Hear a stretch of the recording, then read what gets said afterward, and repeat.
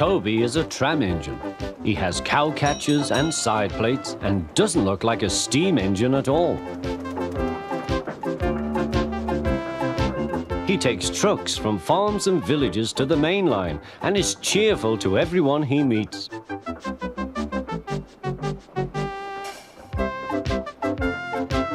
He has a coach called Henrietta, who has seen better days. It's not fair at all, she grumbles, remembering that she used to be full and 9 trucks would rattle behind her.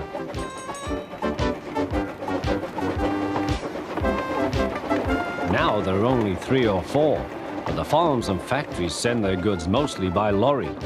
Toby is always careful. The cars, buses and lorries often have accidents. Toby hasn't had an accident for years. The buses are crowded and Henrietta is empty.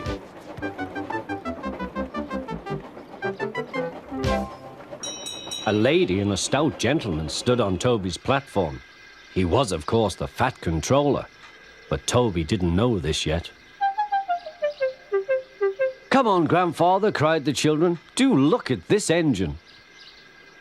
"That's a tram engine, Stephen," said the fat controller. "Is it electric?" asked Bridget. "Hush!" hissed Toby. "Shh, shh," said her brother. "You've offended him." "But trams are electric, aren't they?" "They are mostly, but this is a steam tram." "May we go in it, grandfather? Please?" "Stop," said the fat controller to the guard. They all scrambled into Henrietta.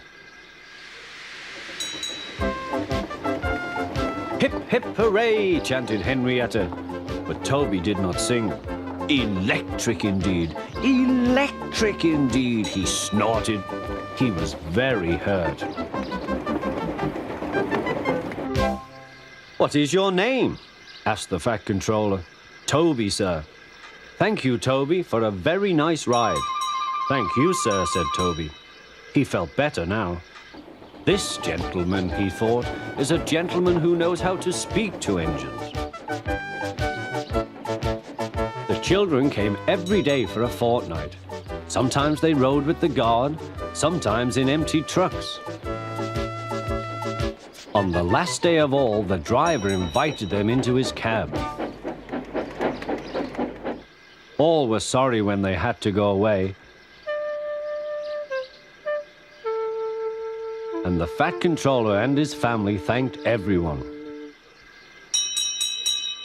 "Come again soon," replied Toby. We will," called the children. And they waved till Toby was out of sight.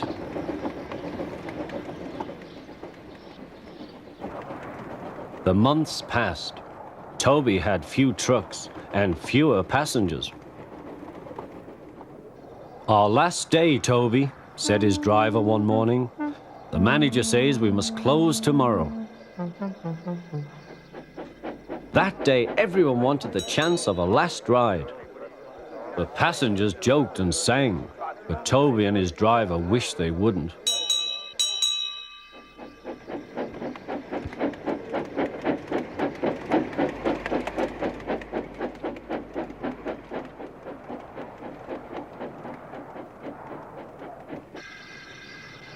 "Goodbye, Toby," said the passengers afterwards.